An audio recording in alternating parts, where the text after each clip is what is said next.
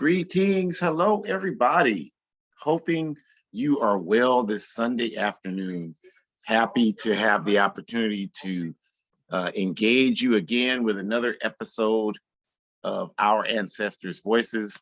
We sincerely hope you are at your highest level of mental, physical, and spiritual health today, and that you're doing as well and reaching your highest level of potential that you can reach on all levels. And we thank you for joining us for this critical discussion entitled College Education and Class Suicide. What is the essence around achieving a college education? When you do that, is it your personal responsibility? Or rather, I'm sorry, is it your personal achievement? Or is there more to it than that? And that's what we're going to discuss for the next hour. And so we thank you for joining us to engage this discussion. We start, as we always do, and we always will, by acknowledging the indigenous people of the Western Hemisphere, whose land this is that we sit on today. I'm in Miwok territory here in what's known as Sacramento, California, United Snakes of America. And this will always be Miwok territory. It will always be the land of the indigenous people. And they are engaged in a righteous struggle to get their land back. And we stand in 100% solidarity with them in their efforts to get their land back, because that's the just thing that should happen. That's right. That should happen. It was stolen from them and they have a right to have it back. And also because their victory is a victory for us, because the only way that they can be victorious is by being able to defeat Western imperialism. And so obviously that's the same goal that we have. So we stand with our indigenous family members in their quest for self-determination. And of course, we always stand with our African ancestors.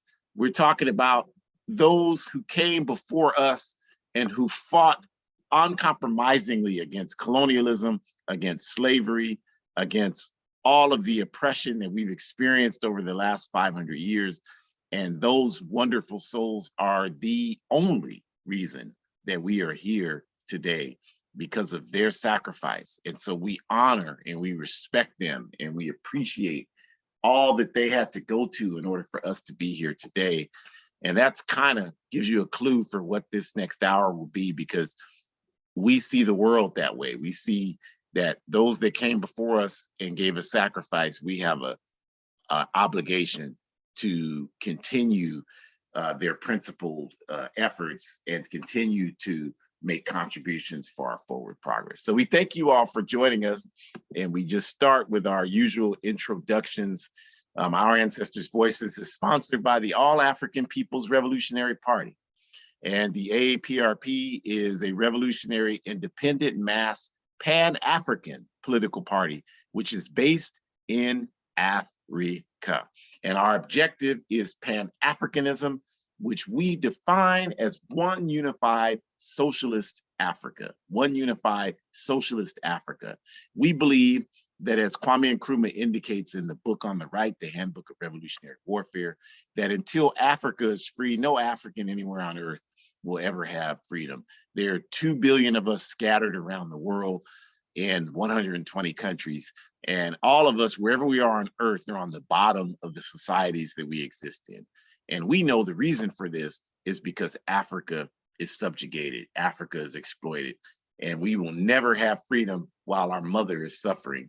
We have to build up our mother Africa, and that's how we all get free, no matter where we are on earth. And that's what we mean when we say Pan-Africanism. Uniting the African continent from the 58 some odd territories that currently exist, including the islands surrounding the continent, into one continental government that is dedicated to building socialism.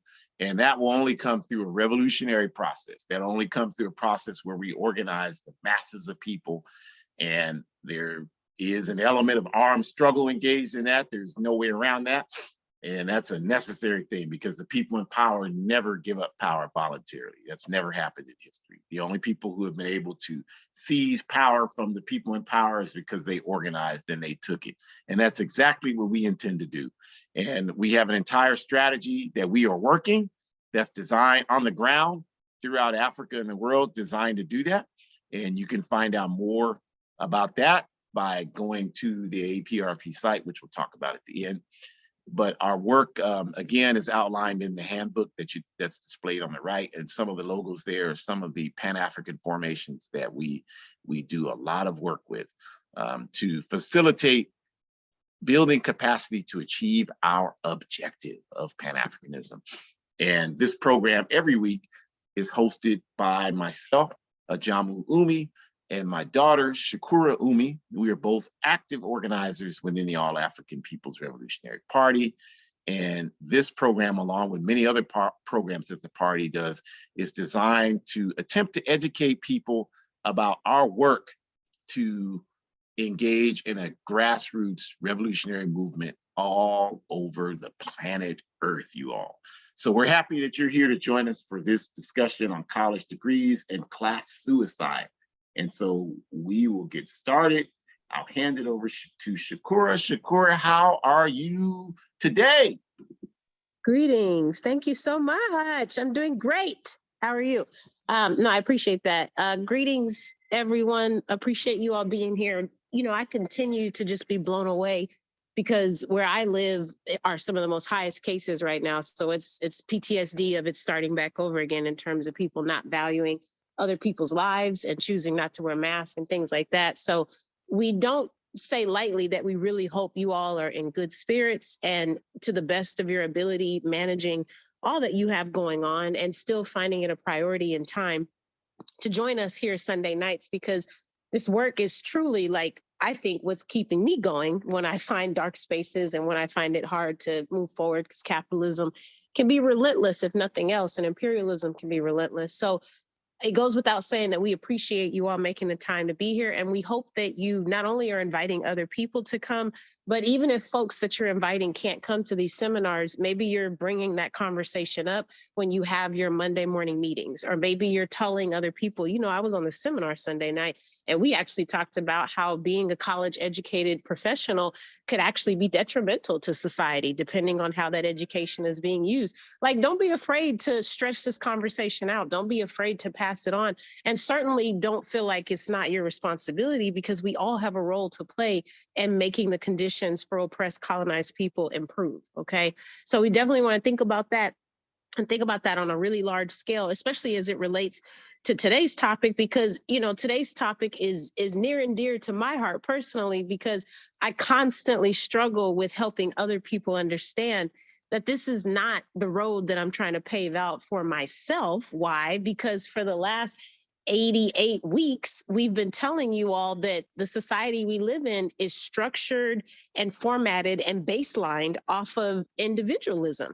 So the first point on the slide talks about how when you understand that you are not the reason that you have access to a college education, the moment you understand that you're not the reason that your tuition has been paid, the moment you understand that you're not the reason that you were able to walk across that stage, I guarantee you someone else had something to do with your ability to have tuition paid, or your ability to go to classes, your ability to have a car to drive on campus, your ability to move into the dorms. Somebody might have helped you move into the dorms, and certainly someone helping you walk across the stage. You did not accomplish that by yourself. And I challenge anyone on Facebook, Instagram, Twitter, knock on my door. I don't care. I will find a way to refute your argument, because that would indicate that you are not acknowledging all of the struggle and strife that our ancestors went through, because clearly those are examples of people who struggled for you to be in a position you're in today. And I'm not even talking about current century people. I'm just talking about ancestors as one example of that. And so on the note of ancestors, I remember that I struggled with one of my classmates a couple of years ago, because he was articulating that he didn't understand. He was making an argument basically that, you know, he understands that Africans struggle with quote unquote speaking English. And he's trying to, I guess, modify that society needs to understand that. And we need to grade easier on African students because their vernacular is not the same. And I challenged the argument. I said, well, you know, so-and-so, English is not our first language, though. So, I mean, it makes sense that we struggle with that, but we don't need to assimilate and try to, quote unquote, speak it better. We should actually try to learn our native language, because that's not our normal language. That's not our preferred language. And he was like, well, what do you mean? And I said, well, what schools were we going to on the plantation to learn English in the first place? I said, we weren't even allowed to be educated. And that's a good point. And I thought to myself, but how could you not have put that first when you were making the argument? I mean, I guess you thought that we were all sitting in the classroom side by side with the European students. Like, we had to pick up these words while we were on the plantation picking that cotton. We had to pick up words and try to formulate sentences and build sentences. We were doing declarative and independent clauses before we even knew what that crap was. So don't come at me with that. And that's why I'm super sensitive personally, because all of my English teachers have always attacked me about my writing and my English. But beyond that, I'm sensitive because we literally had to build from nothing. That's the kind of people we are, where we literally taught ourselves how to survive when we were not welcome from the moment they dragged us on them ships and the moment they dragged us off. We had to make a way for ourselves. And so, speaking to the next point, of course, that makes sense that a lot of our Africans nowadays, because we had to make a way out of nothing, we think that that is the only option that we have. And we're going to talk more about that in the next slide. But just because you had to start off with something doesn't mean you manage that and maintain that ideology. You're supposed to grow. You're supposed to be willing to have a growth mindset. Otherwise, no offense, but why even live if you're not ready to enhance your brain? As my dad has said countless times, your brain is a muscle. And more than that, what are you using the information you're obtaining for? I know one of my family members took a quote from some European philosopher who probably stole it from an African long ago. But my family member says, small minds discuss people, medium-sized minds discuss events, and large-sized minds discuss ideas to change masses of people's situations. So, again, growth mindset means that you're thinking about large ideas because you're trying to change the way things are. And so we're thinking about this second bullet because we have to understand that that's the objective of what education is. It's supposed to be a tool for you to use it to change the conditions. And since we already know that you can't be individualized when you go about changing those conditions, then you already understand that you should only be using that as much as you can to make the reality for other people differently. When you obtain a public health degree, that means you understand that your objective, possibly, if you have any ability, is to go to Cuba and study with other health professionals so that you can truly, truly, truly apply what you have learned, not just in Cuba, but when you come back to wherever you're going, because now you have a socialist perspective on how to value other people's health. If your thing is business, then that means you're understanding how to study that and apply it so that some of our countries at home that are currently reaching independence or have already reached independence and are still trying to push the neocolonialists out, you can help them figure out how do we continue to maintain our economic new system that is not under the mind of the Portuguese or the British or the French or whatever the colonizer is that we have moved out, but instead helping them figure out how do they maintain their new way of life so that they cannot be dependent on the same colonizer that has been exploiting and raping and oppressing them for thousands and thousands of years.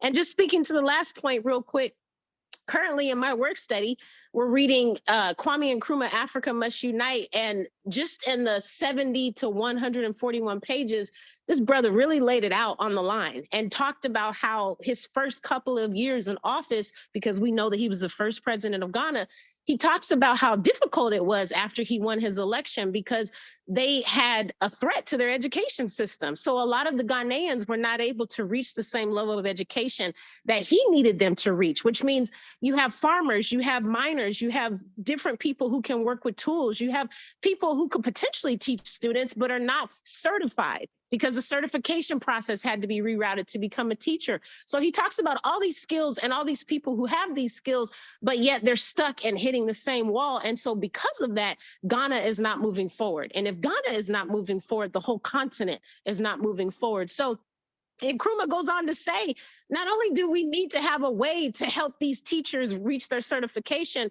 but education is the key to all of this.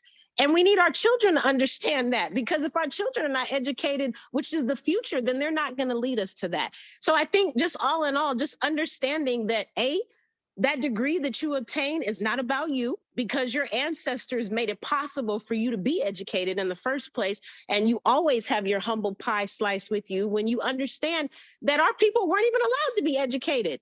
So just think at how privileged you are that you have the opportunity to do that. And again, because our people weren't allowed to be educated, that speaks to how incredible we are. That speaks to who you come from, because you are your ancestors. And because of your ancestors getting beaten and killed because they were educating themselves, that's why you can sit at the University of Memphis now, or you can sit at Santa Barbara University or Cal State or Cornell, whatever university you're attending. So you have to humble yourself and remember, it didn't start with you. It's not going to stop with you. And you certainly need to keep the struggle going, because if you don't, then everything we have worked up to this point is for nothing. And I refuse to believe that. Because I'm allergic to wasting time. That's what my mom says. Next slide, please. All right, I got to wrap it up because it's time to pass it back to my dad. Okay, so so moving on, just to say, we have to also remember all the bullets that you see on this slide, we meant to write them in a very snarky and sarcastic tone, because that's what the ideologies are that are fed to us. They're spoon fed to us every single day from the moment we get accepted into the program. I'll never forget when I first got note that I got accepted into my doctorate program. One of the organizations that I work with here, I've mentioned BStars to you all plenty of times.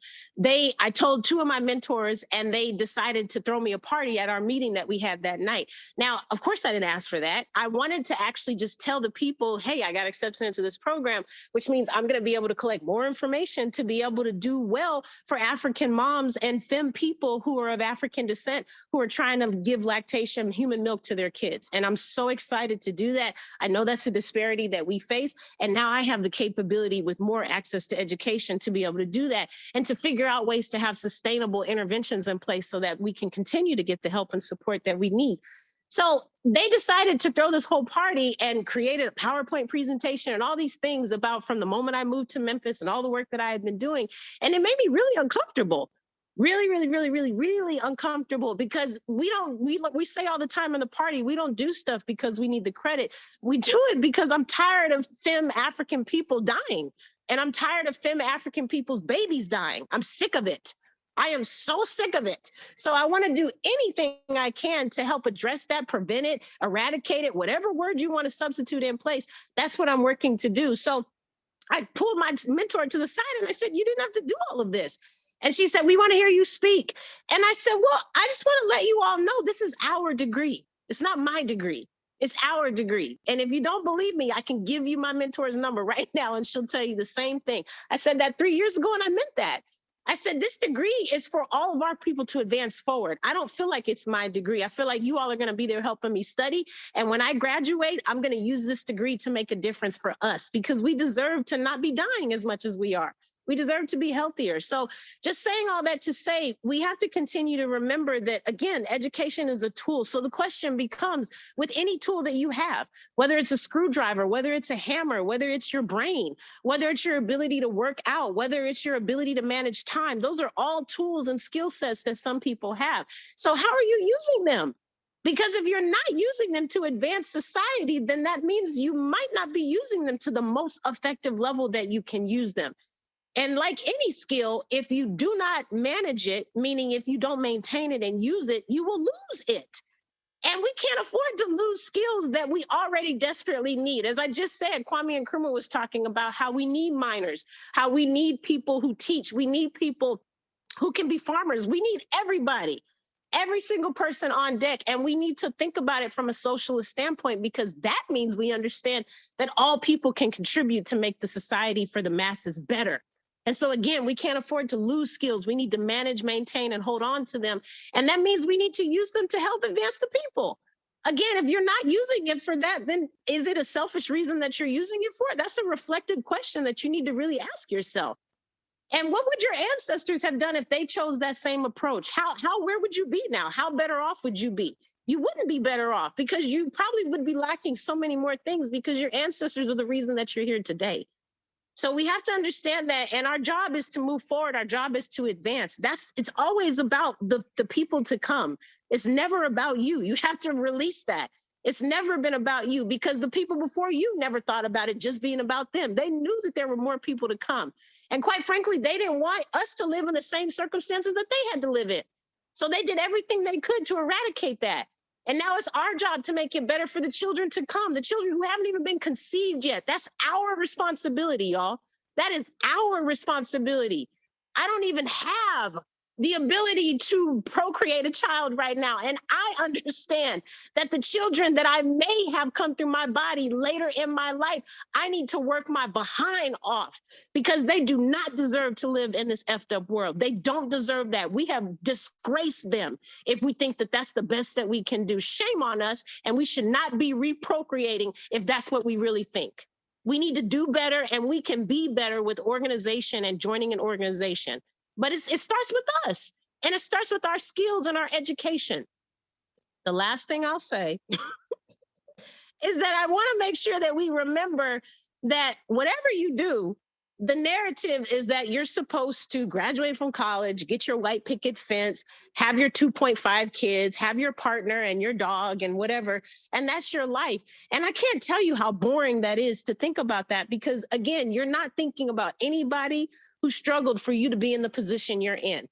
And so when we reverse that idea and we think about how the whole reason you became educated was because you did want to make a difference for the masses of people, just think about how much better you sleep at night knowing that you did something to impact people.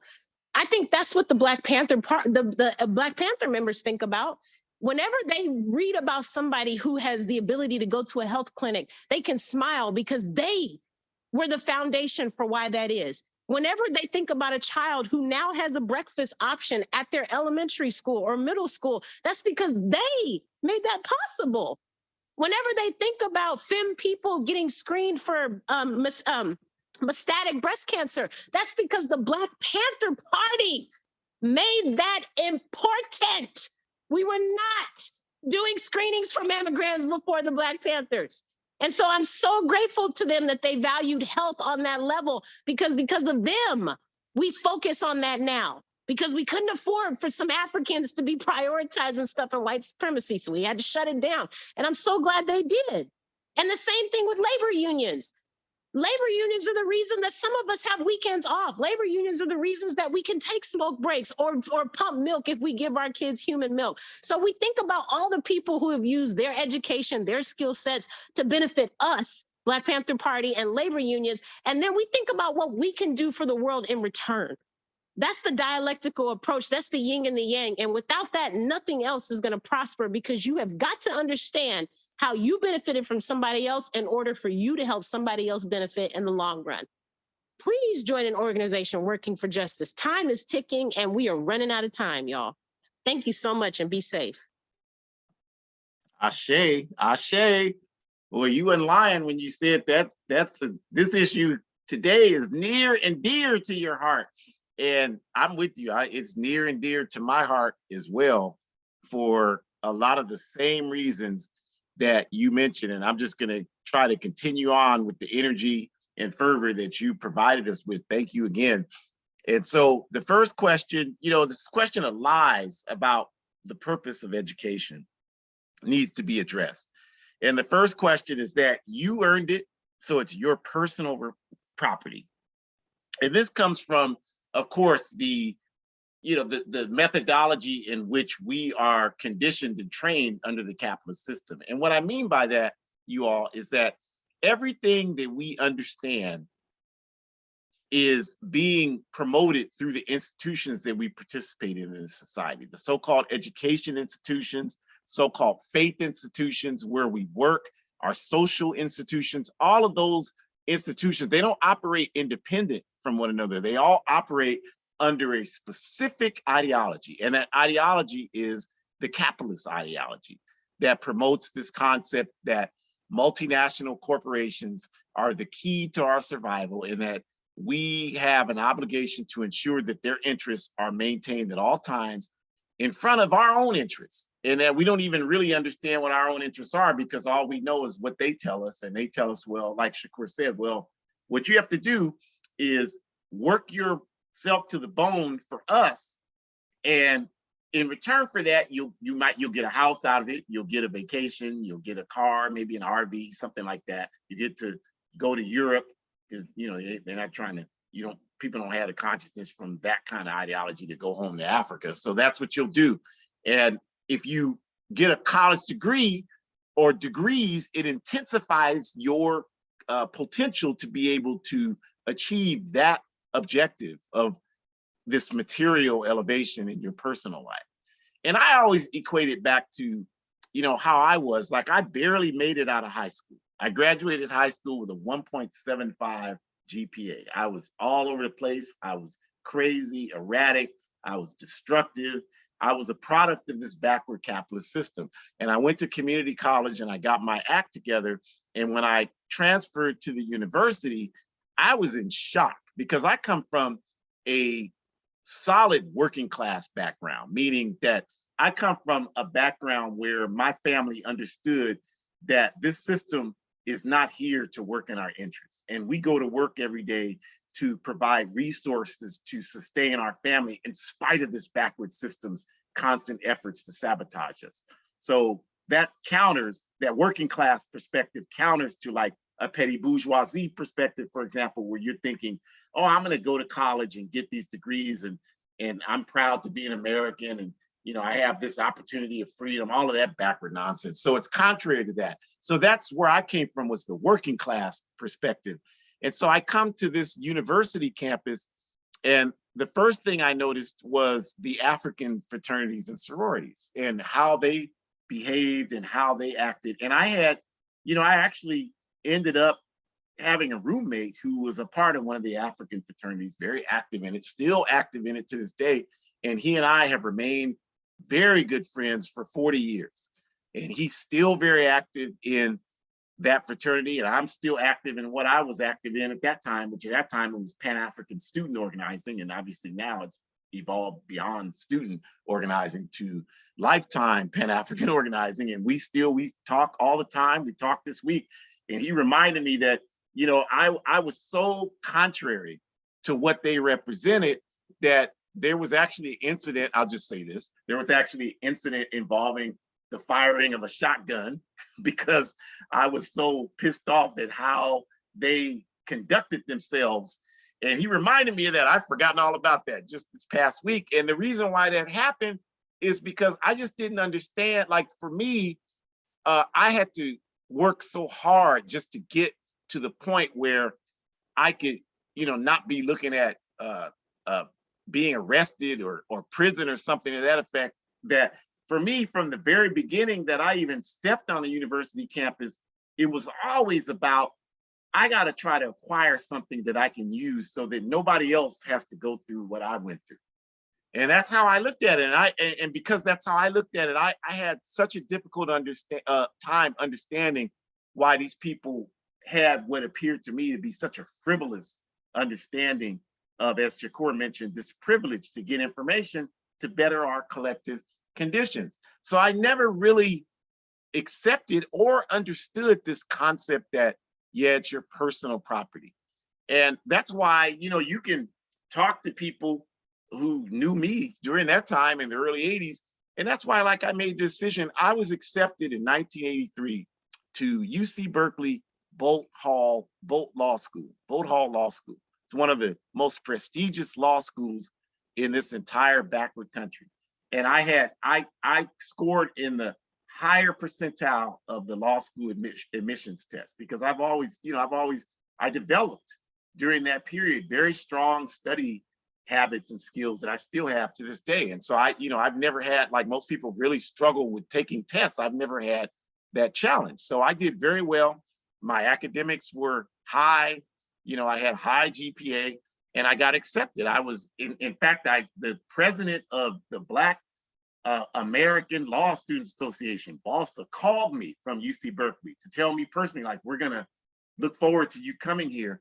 And what happened is that during that time, I was working with some of the student comrades, and we were organizing anti-military. I had written a play about how you shouldn't join the US military. And the play was so popular that high school, like particular individual high school counselors, teachers who had a consciousness kept wanting us to come to their schools to perform the play at their assembly. And it was very common. As soon as we would perform it, people would get in trouble. There was one person that was almost fired as a result of it.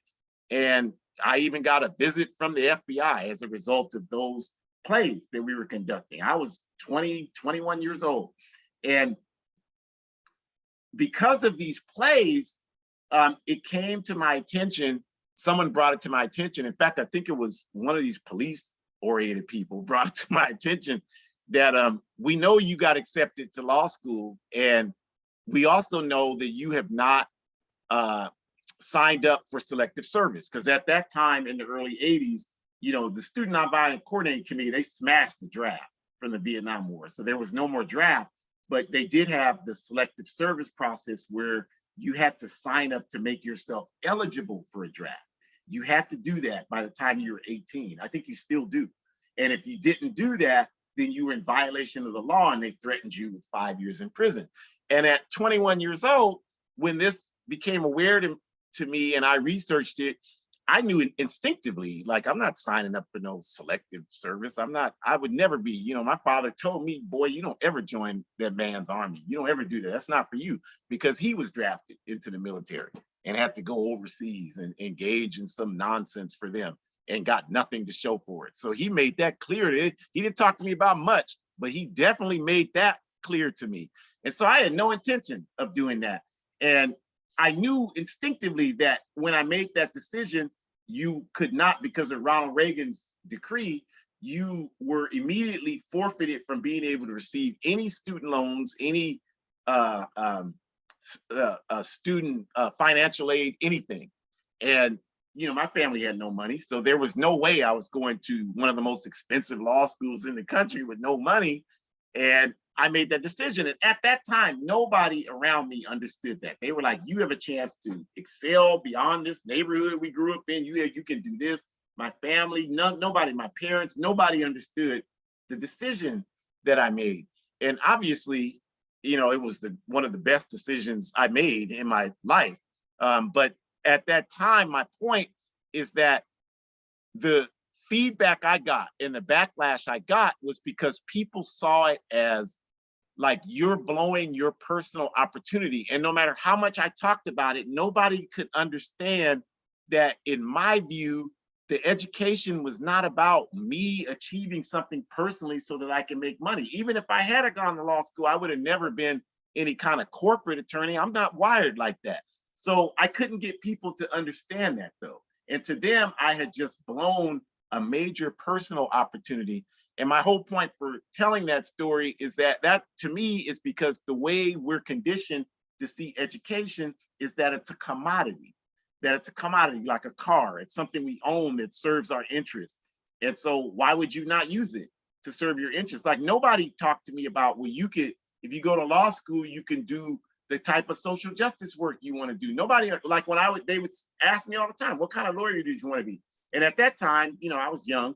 I told them I want to be a defense lawyer. And every time I said that to people, their response would be, well, you can't make any money being a defense lawyer. Like, I told them I want to be a public defender. You can't make any money being a public defender. So I know from that their concern was never that I should have gone to law school so that I could put myself in a position to help our people. Their concern was always that I was forfeiting an opportunity to advance within the capitalist system. And that is because they view this whole education process as a commodity, a personal commodity. And along with that is the concept that education is an individualist achievement. And I think, you know, we have to say clearly that people can make a contribution and do make tremendous contributions that don't go to college. Like, that's nonsense. Like, the concept that you have to go to college to become an intellectual. Being an intellectual has nothing to do with going to college. In fact, I would argue that a lot of what they throw at you in the university system prevents you from developing critical thinking skills, because all they're trying to do is train you to be a capitalist slave. So a lot of times people figure out ways, and I've known people my whole life who didn't go to college. A lot of them didn't even graduate from high school, including my own father. And they were extremely intellectual people. So let's smash this backward concept that you have to go to college to be an intellectualist. The one has absolutely nothing to do with the other, especially in a bourgeois society like this. I mean, you can look at people like El Hajj Malik, El Shabazz, Malcolm X. He dropped out of school in the 8th grade and never went back. So he didn't graduate from high school, but nobody in their right mind would argue that he was not an intellectual. So we have to establish that being an intellectual has nothing to do with going to college. But at the same time, the All African People's Revolutionary Party had a strategic approach of saying we need to get people who can help us spread the propaganda of African revolution. And so we want to get people who are at least attempting to have critical thinking skills. So the strategy was that let's go where most of those people should be. Not saying that's where they are, but where they should be. And so that's why the party had the strategy of going to the college campuses to recruit. And that's where I got recruited into the APRP. But it was never about W.B. Du Bois's early theories of the talented 10th being the leaders of our people. Anybody that says that that was our strategy, they don't know what the hell they're talking about. It was always about just getting people who would engage in the propaganda work. And that's what it was. And I know that because that's what I did. And everybody around me, that's what they did. And we all did that. And we were never trying, you can't point to any instance where we were ever trying to be the leaders. We were trying to be the propagandists to spark people to be their own leaders among our people.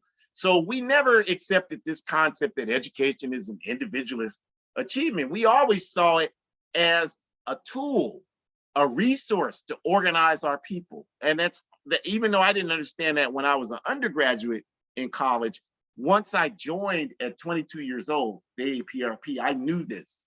You know, it fused everything together. And I came to understand this is all about gaining skills so that we can organize our people. And that's the only reason why I went back to get a master's degree. It had nothing to do with why I want to have a master's degree so I can have letters behind my name. It had nothing to do with that nonsense. I had observed that people who had these degrees, people listened to them because they think the way we're conditioned that if you have these degrees, you know something. And so people listen to people when they have these degrees. So it was a strategic decision for me to go through all that hell and nonsense I went through getting that graduate master's degree. It was just because now when I say that, people, oh, okay, you know what you're talking about. You may not know a damn thing, but people think you do, and they'll listen to you. And I just wanted to have that capability. And it has worked like that because everybody's trained in capitalism to respond to this stimuli. So, oh, master's degree stimuli, you know what you're talking about. And so it works on a strategic level, even though it has nothing to do with some of the dumbest damn people I ever saw in my life were the people who were in that master's program with some of the absolute idiots that I've ever met in my life were in that program. The dumbest people, the most worthless people, people that couldn't think 2 seconds straight without getting a massive headache were in that advanced education program. So you will never convince me that college education equals intelligence. One has absolutely nothing to do with the other. And so education actually, you know, we're trained has everything to do with money. And so people see it, like I said, as a commodity. Like you go to college, you get a degree, and that puts you in a position to advance within the capitalist system. And this is it, none of this has ever anything to do with the people's collective advancement. And this is problematic because, like, people my age, you know, I'll be 60 years old in a couple of months. And people my age, that's why I'll be honest, like, I don't really, I mean, I know people my age, I have good relations with people my age, but I don't really, like, I can't really hang that. Like, most of the time I hang with people younger because the organizing work I do, that's who's doing that. And it's just better because people my age are, you know, all caught up in this nonsense and are talking about garbage all the time. I mean, I can't sit here and listen to you talk about remodeling your kitchen. I don't care if your kitchen burns up. I can't sit here and listen to you talk about all the time how you're going to take your dogs to get groomed. That's all you can talk about. I love dogs, but I'm not going to sit here and talk about that all the time. Or your car, what kind of car you got, a Tesla? I don't give a damn. You're a damn fool. You spend $100,000 on a damn car, and that's all you can talk about. Like, that has absolutely no value to me. So I just really struggle when I'm in those environments with people in my age range, because for the most part, that's all they're talking about is that kind of stuff. And the reason why that's all they're talking about is their entire lives have been focused on this individual journey of achieving advancement within the capitalist system. So that's all they have to talk about is examples of how they've achieved progress. They got this big house and this car. That's all they can talk about. And there are a lot of us who just aren't interested in that. It's just like, I'd rather watch grass grow than talk about that stuff. And so the question really is not whether you get a college education or get a trade skill. The question is, whatever you decide to do, it has to be, as Shakur said, focused on the conditions in the world and how you gaining information and or skills can contribute to solving the problems that humanity faces. And the reason why we say that, you all, is that let's talk about the African masses for just a second. There is not a single African, I would argue this for every people on earth, all of humanity, but I'm just using the African masses as an example. There is not a single African person on the planet Earth who has achieved a college education who is not in debt to the masses of our people. Not a single one. And the reason why I say that, because I don't care how smart you are, I don't care how skilled you are, I don't care how good you look, I don't care about any of that. 100 years ago, you were not getting no college education. You were getting your tongue cut out if you tried to get educated. Even if you tried to read, you were getting your tongue cut out 200 years ago if you tried to do that. Whether we were talking about the colonies in Africa, whether we were talking about the settler colonies here in the Western Hemisphere, that and the slave systems that were set up, that was the reality for our people. You could not get no education unless it was what they wanted you to learn that was designed to make you nothing except an ideological component of the white supremacist capitalist system. That was the only type of education available to us 400, 300, 200 years ago. That's the only education this system offers us on January 9th, 2022, is to be a slave for the capitalist system. And so if you have a college degree, that is only because our people got out in the streets. Like Shakur talked about the Black Panther Party fighting for the health clinics. Most of those people didn't have cancer when they fought for that. They didn't have an education. They fought for that and they got hell for fighting for that. And they did that because they knew that as a people, that was something that we needed to have in order to advance and move forward. And so our people who got their heads busted so that we could have an opportunity to go to school, they did that because they knew that was something we needed to have. And they knew that if we didn't have that, it would be difficult for us to move forward. And they knew they would never have that opportunity themselves on an individual basis, but yet that didn't stop them from getting their heads cracked open. So there's no way in hell that if you get a degree, that education belongs only to you, only the most selfish person on earth. And that doesn't take away from, of course, you did the work in school. Of course, nobody's trying to take that from you. You deserve that achievement. You can hang that up on your wall. You can let people know, put the letters behind your name, whatever the hell you need to do to feel good about it. But that does not in any way negate the fact that you owe a debt for achieving that. You didn't do it on your own. You didn't do that on your own. Somebody paid a price so that you could even have the opportunity to do it. So you have a responsibility to use those skills to contribute to our forward struggle for justice. That's just irrefutable. Nobody can deny that unless you're just a liar. And a lot of people that go through this, they are liars because your whole life is about trying to justify why you've lived 70, 80 years and the only thing you have to show for it is an expensive car. Well, if I was in that position, I would be lying too, because I would be sitting there thinking like I'm gonna be dead pretty soon, because when you get to be my age, you start thinking about death because it's looming, it's coming. It's coming at some point. It's not that long before you have to face it. And so you start thinking about, what have I done with my life? And so if I was one of those people, I would be like, damn, I need to lie because I haven't done a damn thing except spend money on a car and at a house. And I have nothing else. Like my kids, that's why And I talked to this guy, I know that, and well, my children don't respect you. And I'm wanted to say, well, I don't respect you. I don't know. I understand why your kids don't. There's nothing to respect. You've done nothing except live in extravagance for yourself. And yeah, you bought them stuff, but you didn't even have sense enough to learn how to pass on values that had some meaning to it to them. So of course they don't respect you. So that's why it's important to understand that. And when we talk about this question of class suicide, you all, what we're talking about is that if you have that perspective of what the proper role of education is, then the next logical step after that is you have to use those skills you acquire not to just advance yourself through the capitalist system, but to contribute to the masses of the people. Because again, they're the only reason why you have what you have. So you look at the picture, you see Kwame Nkrumah and Dr. Reverend Martin Luther King Jr. And clearly both of those Africans were educated, they achieved college degrees, they did all that, they advanced in the system, they got advanced degrees, and without question, they both used their skills to advance the masses of the people. You didn't see Martin Luther King. That's why I don't understand you all. You sit here today, some of us, and talk about, well, T.D. Jakes, what a man. What a man for what? What the hell has he done? Like all he's done is pimp Jesus to make millions of dollars. Why is that impressive to you?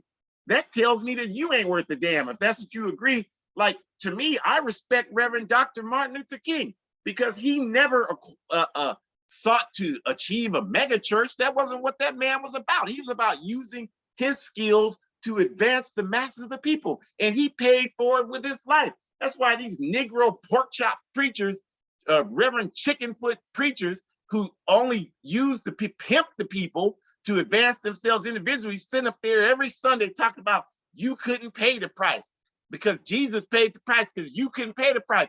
And I told one the other day, Dr. Martin Luther King paid the price. He took you wouldn't take a bullet, you're too much of a goddamn coward.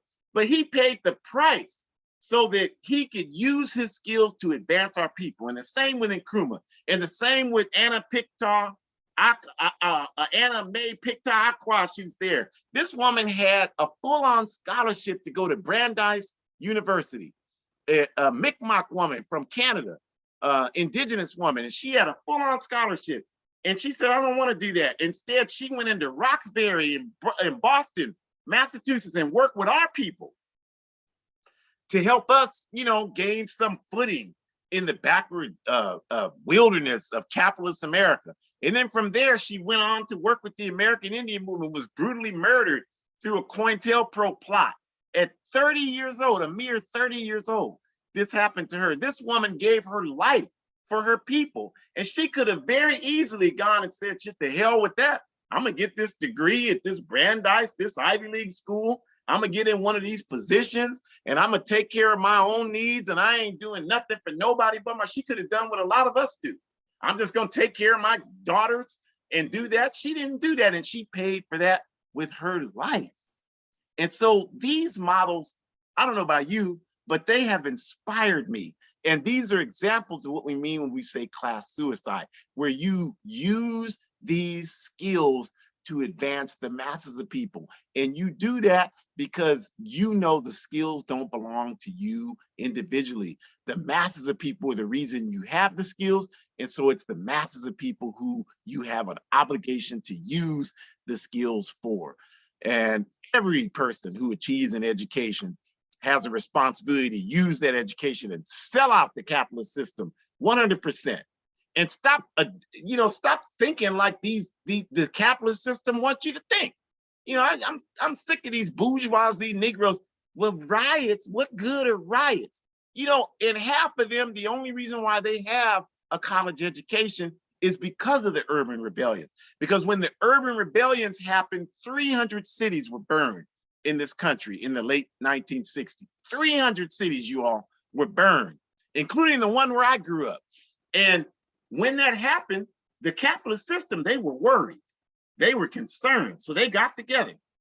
Richard Nixon's regime, when he was president, McGeorge Bundy, the chairperson of the Ford Foundation, David Rockefeller, the patriarch of the Rockefeller ruling capitalist class family, All of these kind of people, they got together and they said, we got to do something. These Negroes are going to tear this country apart. What can we do? Well, the current report told us that there's a very small, quote unquote, black middle class. We've got to do something to give these Negroes something to believe in. If they think their lives are hopeless, they're going to tear this country apart. So that's when they created affirmative action that gave these coonish Negroes who sit here today talking about riots don't accomplish nothing, that gave them the opportunity to have college admission so that they could get college degrees. That's how they got it, because of the masses of African people who were burning the hell out of this country. As Kwame Ture said, we burned this country from plantation time to city time. And they were burning the hell, and none of them people got no college degree. They were burning up these cities. So we're not sitting here, don't leave here, don't be an idiot. Don't leave here and say, they on there advocating riots. Nobody's advocating a riot. We're revolutionaries. And if you don't know the difference between riots and revolutionaries, then I just feel sorry for you. What we're saying is that the masses and their efforts are the reason you have a college degree. There's no question about that. I would have not gotten in college because I didn't have any money. I had grades that I brought up in community college, but I would never have gotten to the university. I didn't have any money for the university. It was only because of the Educational Opportunity Program, we used to call it EOPS, that I got in. And that was one of the set-aside programs that came from affirmative action that I just told you why affirmative action happened in the first place. So I would be an absolute idiot to sit here today, well, the riots didn't do nothing. I mean, you learn nothing when you think like that. You're only articulating the views that your enemies want you to articulate.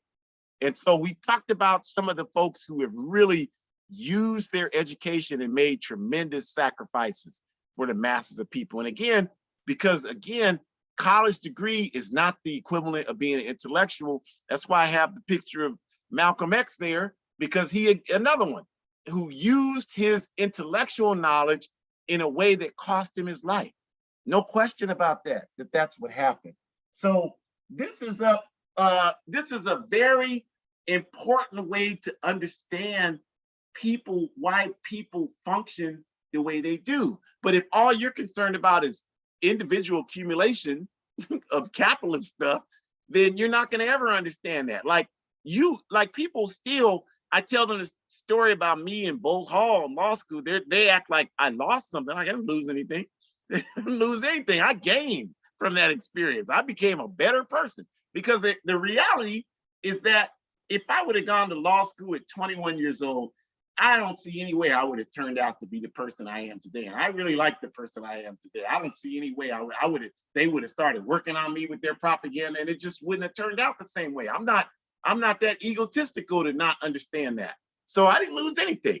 And so I see the value of what Anna Mae Picktaw Aquash saw. I see the value of what Assata Shakur saw. She was a student at City College in New York when she joined the Black Panther Party. I see the value that Kwame Nkrumah, Dr. Martin Luther King, El Hajj Malik, El Shabazz, Malcolm X saw, Kwame Ture, all the rest of them, using these skills to advance our people on a collective basis. And so what skills did I get?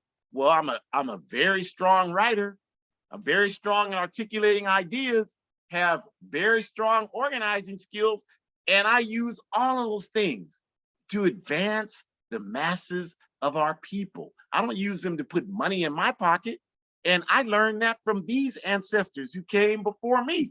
And all I want to do is live up to their image. So when they look down on me, they are smiling at me. Or as one of our comrades in the Malcolm X grassroots movement said, when I die, I just want somebody to give libations on my name.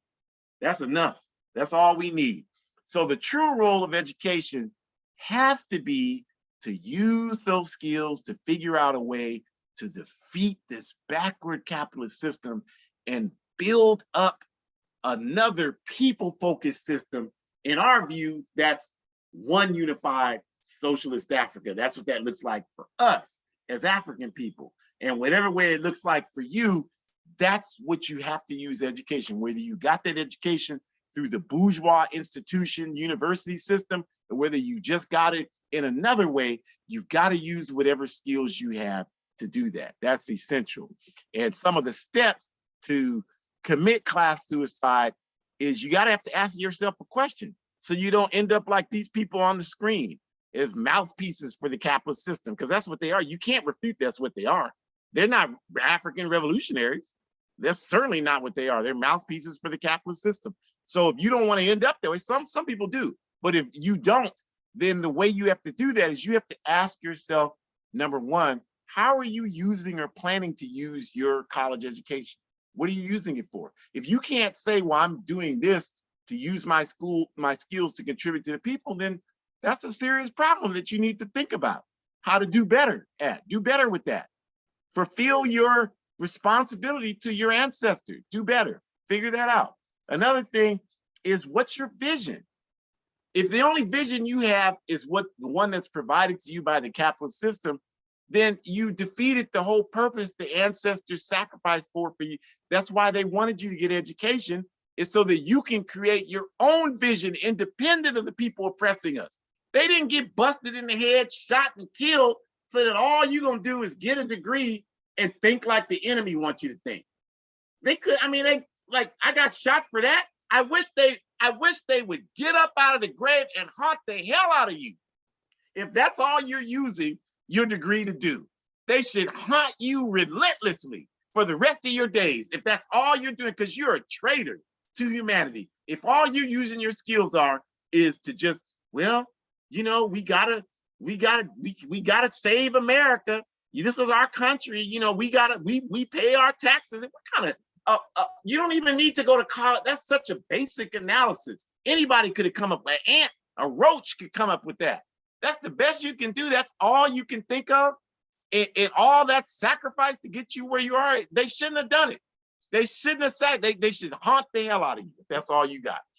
And what skills do you have that you have gained from the university that can benefit the struggle? I just told you, I catalog mine: writing, articulating, organizing.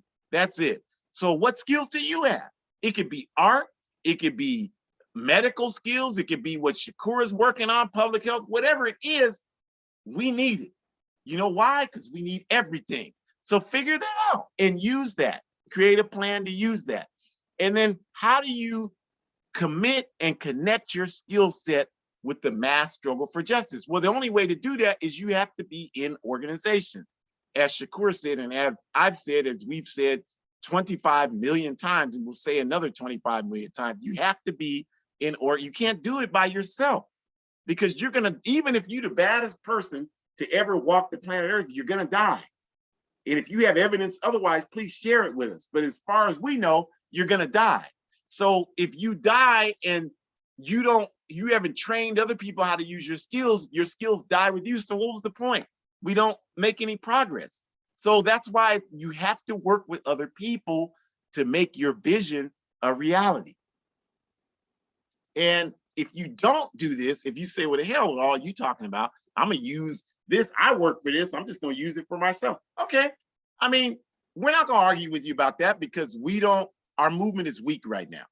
And so that's why you have the space to do that. But our movement won't be weak forever. And there will come a day when we will have the strength to identify our traitors, the people who stole what little resources we've been able to develop, and consciously or unconsciously decided not to use those skills for the purpose that they were intended for.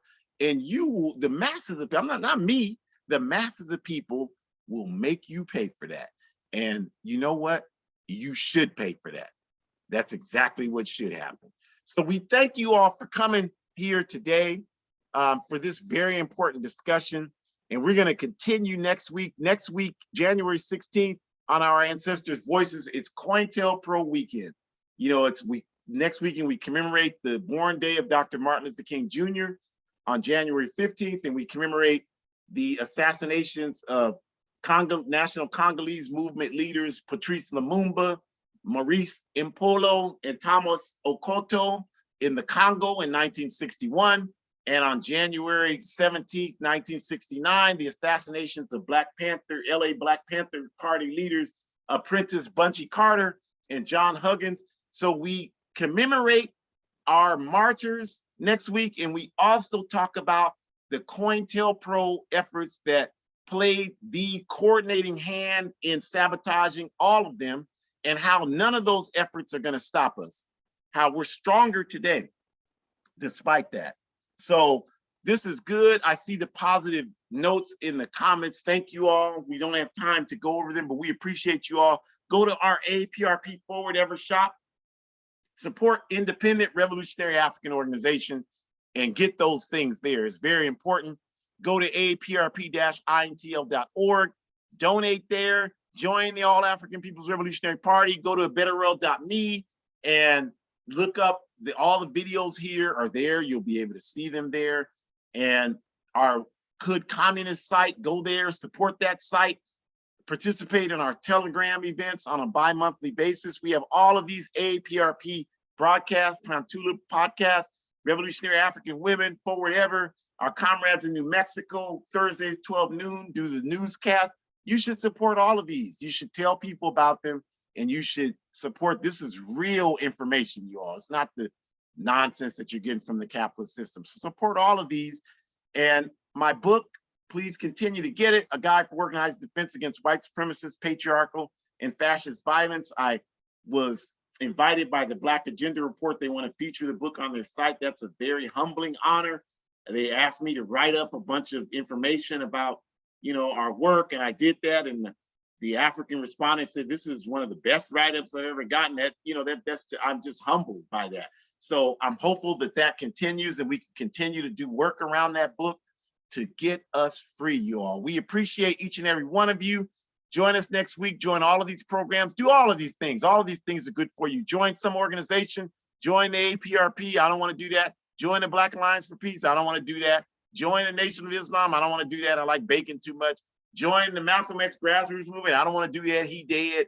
Okay, well then start the I don't want to do nothing organization except run my mouth and sit here and criticize everybody else's organization. Start that and organize for justice, for liberation, and forward progress. We appreciate each and every one of you. Forward ever, backwards never. Always stay clever. Capitalism, y'all already know it's got to go. Enjoy the rest of your Sunday evening.